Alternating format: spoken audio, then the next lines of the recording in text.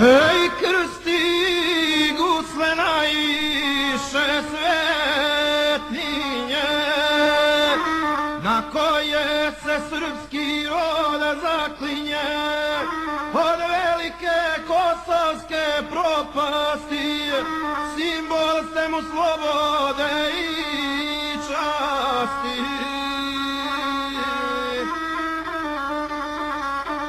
Slušajući gusle i guslara, želja mi se probudila stara, da ispričam što se smjelo nije, po naredbi Tita i partije, istinu su krili od naroda, krvopije crvena gospoda. No sad hoću, imam volju čvrstu, o Komiti Popoviću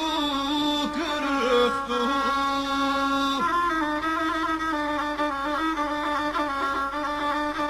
Što najbolje znadem i umijem,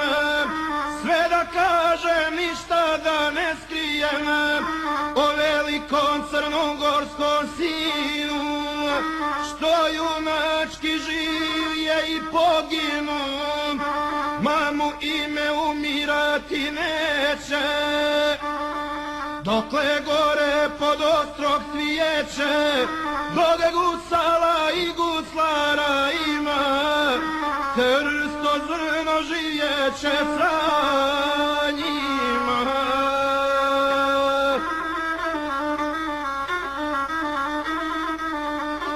Jer ne može takvoga junaka da ubije plotun iz pušaka, otkako je oči otvorio, na velika djela se učio i slušao priče sa bojišta, u svom domu kraj svoga ognjišta, jer potiče iz kuće plemića, sinovacija Đoka Popovića, što darova navuče mu dolu, crnogorskog vladara Nikolu, velikoga Petrovića knjaza, Rusom glavom Selima Kavaza.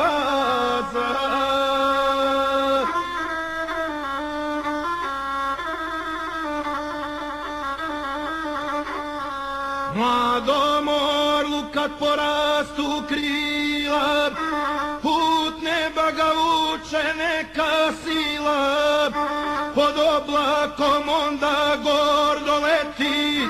i kriktanjem zvjerkama prijati, koji oro kad perje dobije, krsto dugo mirovao nije. Rano poče oružje da paše i šetama granicom da jaše, svuda bješe uz knjaza Nikolu, a gospodar dade svom sokolu oficirske činove i znanja, zbog njegovog junačkog držanja. I zasluga suda na Megdanu, obje vojne na Balkanu, a u tome teškome vremenu, kad Evropa bješe u plamenu, armada je od sovjetskih sila bila cijel Balkan poklopila, srpska vojska nemoćna i gladna, to bijaše preživjela jada, pa Jadranskom mostu paše moru i za pomoć moli Crnu Goru, a Vukoti Crnogorce klete da armiju austrijsku sretne na Mojkocu krvavome gradu. Njemačku su presreli armadu, držali 4 noći i dana, dok su Srbi prošli put Jadrana. To je bio Krsto Popoviću, desna ruka Janku Kotiću, ali ko je tada mogao znati da će ovaj vitez dočekati, da ga zove ko divlje zvijere, srpskog kralja vojska i podjere.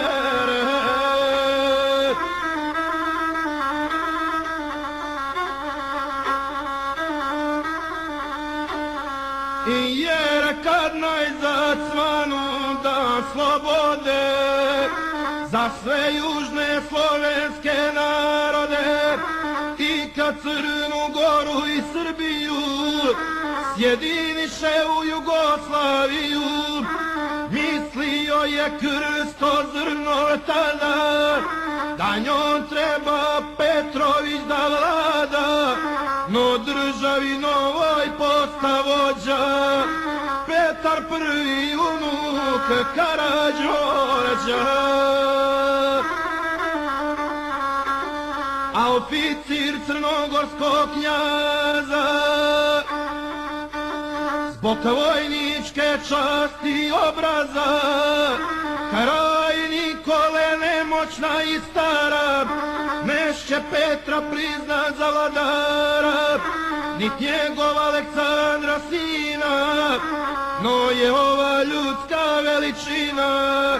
okupio četu odmetnika, crnogorskih i srpskih ratika, 5 godina komitova se njima, gudurama i tvrdim klancima, sve dok najzad regent Aleksandar, vojskovođa i veliki vladar, zbog zasluga Smojkovca i Perije, Popoviću milost dao nije.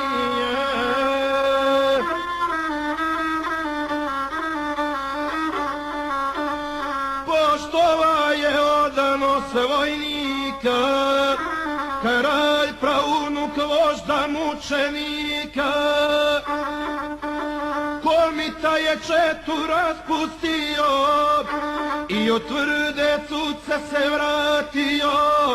no mu ne bi suđeno od Boga